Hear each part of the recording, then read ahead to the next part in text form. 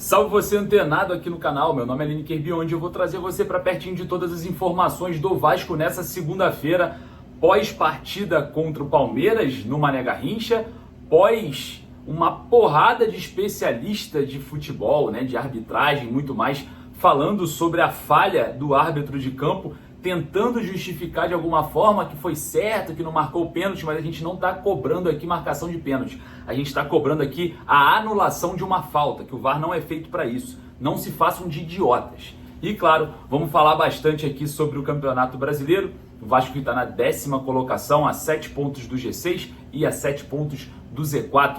Parece que deu ali uma compactada no meio da tabela do Campeonato Brasileiro. A gente vai falar também sobre os próximos confrontos do Vasco na competição e também na Copa do Brasil. Mas claro, antes da gente começar, deixa o joinha para dar aquela moral, vai lá nos comentários deixar a sua opinião, que é a base aqui do nosso trabalho.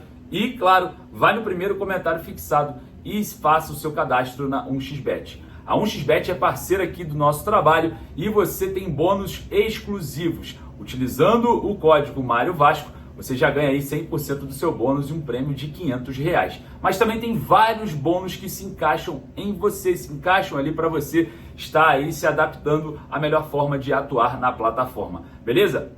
1xBet, primeiro comentário fixado.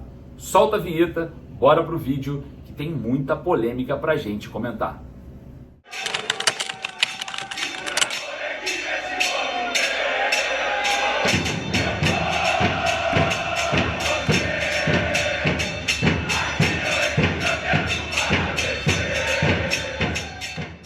Torcedor vascaíno, mais uma vez a mídia tradicional, infelizmente, vem tentando justificar uma anulação de uma falta, Eles falam de pênalti, que não teve a intenção do braço, enfim.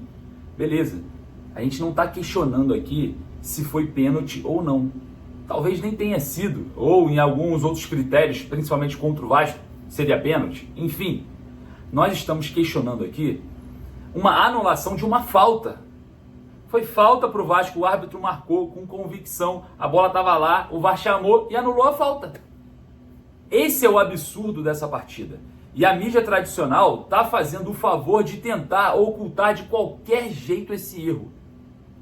É uma vergonha para o futebol brasileiro, que está se acabando. A gente sabe que o futebol brasileiro já está acabando. A gente vê os resultados da seleção, a gente vê o que está acontecendo com a arbitragem brasileira. É um absurdo atrás de absurdo. E a mídia tradicional faz o favor de passar pano em cima disso tudo, Agora precisa saber os interesses. Agora, pelo amor de Deus, o árbitro marcar uma falta, o VAR chamar e anular a falta, isso é um absurdo. É um absurdo dos maiores. E o Vasco, como sempre, é o pioneiro dos absurdos. Quando não se anula uma falta, o VAR fica descalibrado e não funciona. Depois eles nem sequer seguem a regra, E anula aquele gol do Paulinho legítimo contra o próprio Palmeiras no Allianz Parque. E a gente tem ainda, a mídia tentando de alguma forma ocultar, falando de pênalti. Pô, cala a boca. Ninguém tá falando de pênalti não. Vocês estão fazendo isso para justificar e ocultar o que aconteceu numa anulação de uma falta. Simplesmente foi isso que aconteceu.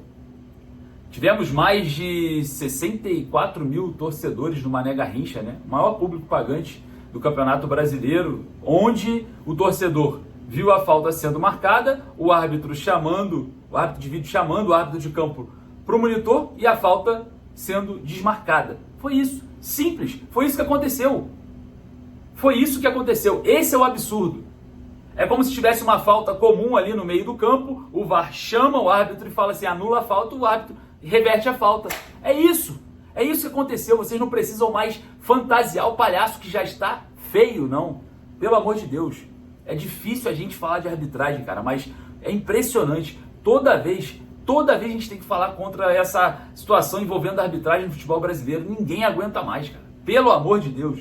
Cansado já disso. Vamos falar agora um pouquinho sobre essa questão envolvendo o Campeonato Brasileiro, O Gigante da Colina está na 10ª colocação com 35 pontos. O Atlético Mineiro passa o Vasco com 36. O Internacional, que venceu o São Paulo fora de casa, foi a 41 pontos, Está na 8ª colocação. O Vasco, então, fica a 7 pontos do G6 e também fica a 7 pontos do Z4. Fica literalmente no meio, no equilíbrio total ali da tabela na 10ª colocação. né? Meio da tabela, literalmente a 7 pontos do G6 e a 7 do Z4. Situação essa do Vasco no Campeonato Brasileiro, que agora enfrenta o Cruzeiro, né, no domingo. E a gente vai, claro, passar aqui para vocês os próximos 5 confrontos do Vasco no Campeonato Brasileiro. Depois do Cruzeiro no domingo, no dia 29 de setembro, o Vasco recebe o Juventude em São Januário no dia 5 de outubro. E preste atenção, no dia 2, o Vasco vai a BH enfrentar o Atlético Mineiro pela Copa do Brasil. Bom, depois, sem data e horário ainda definido, o Vasco vai enfrentar o São Paulo, muito provavelmente no Mané Garrincha. Existe essa negociação dessa partida da equipe paulista. E olha só, depois do São Paulo, o Vasco enfrenta o Bahia em casa, ainda sem data e horário definido. E depois, o jogo do turno enfrenta o Cuiabá em São Januário, quarta-feira, às 19 horas, no dia 23 de outubro. Esse está marcado, é o jogo lá do turno, jogo atrasado contra o Cuiabá, e o Vasco enfrenta a equipe cuiabana em São Januário. Esses são os 5 próximos confrontos do Vasco na competição. O Vasco, que a gente vai fazer agora uma análise, né, um pouco mais lógica da partida. O Vasco que está refém, né, de criatividade, o Vasco que fica muito preso em bolas aéreas. O lance mais perigoso do ataque do Vasco foi, mais uma vez, uma cabeçada do Pablo Verratti, uma grande defesa do goleiro Everton do Palmeiras. Em si, o Palmeiras foi pouco melhor, não foi tão melhor assim.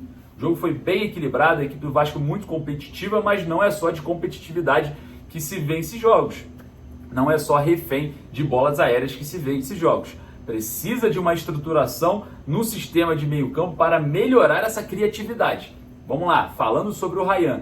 Mais uma irresponsabilidade do atacante do Vasco, mais uma irresponsabilidade de um jovem que tem uma personalidade muito forte. O Ryan é um baita de um jogador, mas também é um baita de um irresponsável. Vocês precisam urgente levar esse garoto aí em algum profissional que consiga trabalhar aí a ansiedade, trabalhar o ímpeto, porque não é possível. Ele já teve ali um ato irresponsável contra o Atlético Paranaense na Copa do Brasil e agora erra um passe que é normal do futebol, não estou falando que é de caráter, né, de personalidade, mas é necessário ter a cabeça no lugar. O Ryan simplesmente ali estava afobado no jogo, não estava jogando nada ali pelo lado direito. O Ryan que não é ponta em Rafael Paiva, preste atenção.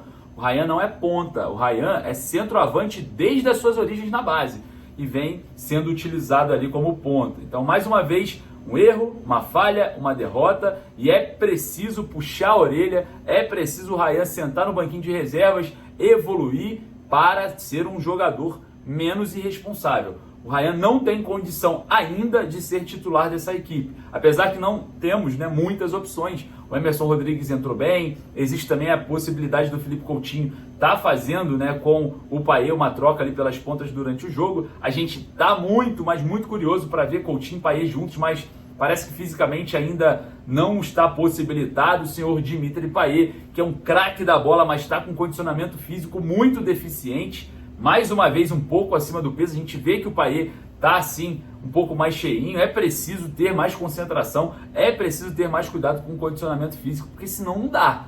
Senão não tem condição, fica difícil. E o Payet ainda precisa entregar aquilo para que ele veio, que é um jogador com salário milionário, é um baita craque, já faz uma prospecção da marca Vasco absurda, né? Leva para a Europa, enfim, internacionalizou a marca Vasco. Mas não é disso que veio o jogador. O jogador precisa ser atleta de alto nível, jogar em alto nível, né?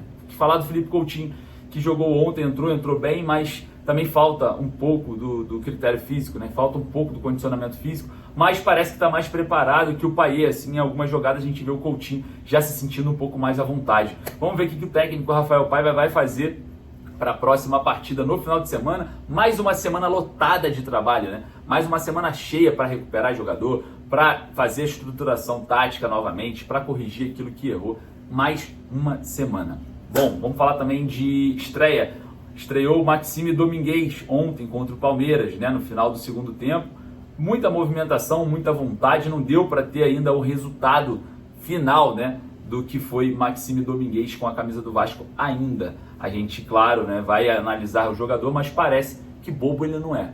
Parece que é um jogador que entende da bola, né, que entende de futebol e, claro, pode ser importante para o Vasco no restante da temporada. Outra situação que eu queria colocar aqui é a não presença do João Vitor na partida, né? Infelizmente, o João Vitor não jogou. Eu acho que o João Vitor é o melhor zagueiro do elenco. A zaga foi bem ontem, né? Os zagueiros foram bem, o Léo foi bem, o Maicon foi bem, mas independente de quem foi bem e quem foi mal, é necessário ter critério na escalação. O João Vitor não pode ficar de fora. Na minha opinião, o João Vitor não pode ficar de fora. Ah, mas os zagueiros estão bem. Problema, vocês têm que arrumar um jeito de colocar o João Vitor. Essa é a minha opinião. Queria saber a sua. Rapaziada, obrigado pela presença. Vai lá nos comentários deixar a sua opinião. Deixa o joinha para dar aquela moral. Não esqueça de nos seguir em todas as redes sociais. Eu vou deixar aqui rapidinho, ó, @linekercd_Vasco em todas as redes sociais. TikTok, Instagram, Kawaii. Vai lá, segue lá, porque tem muita análise direto do estádio. Enfim, tem muito material legal para vocês interagirem. Fechou? Tamo junto? Vou ficando por aqui. Um forte abraço. Saudações vascaínas. Vou deixar aqui o passo a passo para você ir para São Januário com tudo pago pelo canal. Valeu? Tamo junto. Seguinte, você no Caldeirão, você de qualquer lugar do Brasil pode vir para São Januário com tudo pago pelo canal. É simples. Corre lá no Instagram, @você no Caldeirão. O link tá aqui, ó, na biografia. Você vai concorrer a passagem aérea e de volta de qualquer lugar do Brasil, transfer completo, desde a sua casa até o Rio de Janeiro e também de São Januário e de volta para sua casa. Alimentação, uma camisa original do Vasco, vai pisar no gramado de São Januário e muito mais. O primeiro ganhador aqui, ó, o seu Valtair, já teve o seu prêmio e agora chegou a sua vez. Não esqueça, @você no Caldeirão lá no Instagram. O link tá aqui, ó, na biografia do @você no Caldeirão. Corre lá que você é o novo ganhador.